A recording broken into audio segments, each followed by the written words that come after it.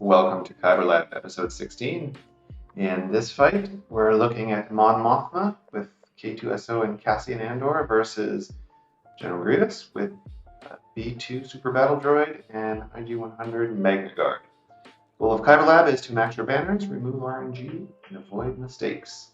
So this has become a very popular counter in the past months due, in large part, I think, to Zareth, who popularized it. Here we have Warrior doing the fight. So you should get 53 or 54 banners in this fight, assuming gear levels and speed matches up. For Mon Mothma, she's usually going to be Relic 5 if you have her as a GL prerequisite. For K2 and Cassian, they can be Relic 3, Relic 4, Relic 2 even I've seen. But generally they should be approximately half of General Grievous's level. Although more tankiness or more relic levels, if the B1 is a high relic / high offense around 8,500, then it becomes a little more problematic. But generally, it's a pretty easy fight. There's almost no RNG in here. You can get very unlucky if K2SO doesn't taunt. He has like a 30% chance not to taunt after some, or 10% chance after some interactions. If you have K2SO Zeta, it becomes even more simple. But it doesn't make a huge difference. So let's watch the fight. So it starts out, Cassian is very fast, uses AoE. Some things could happen here. You might get lucky if you get a ability block on General Grievous or B2. But in this case, you just speed down on General Grievous, which is great. Cassian just went there and tried for days on Magna Guard. Sort of a waste at this stage of the fight. Magna Guard's first move without ability block is to use the speed up and cleanse, so it's better to wait until that happens. Bring out Mothma's little helper here, which is the Dispel on basic, very nice.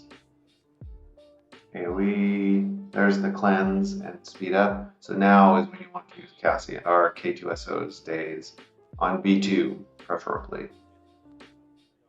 So let's see what happens. Days on Magna Guard doesn't really do anything.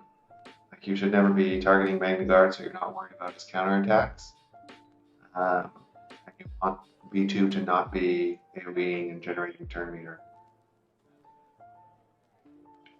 If you're not aware, General Grievous targets first he checks any character with a debuff. That's just a critical failure here.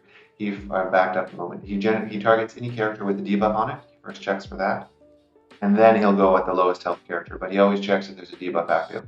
So this team is great because it's usually easy to avoid debuffs on Cassian primarily. And K2SO should be taunting the rest of the time. So here, Mothma has her heal available and no one to res. Never, ever use the heal this early in the fight. There's no need. GG's not about to take a turn. No, take your time. You have plenty of assists to build their health back up. And look at this. Now, depending on how Mon Mothma's basic goes, okay, Cassian was cleansed, but so is K2SO. And there goes Cassian, and you don't have an ability to resurrect him because you used the heal earlier.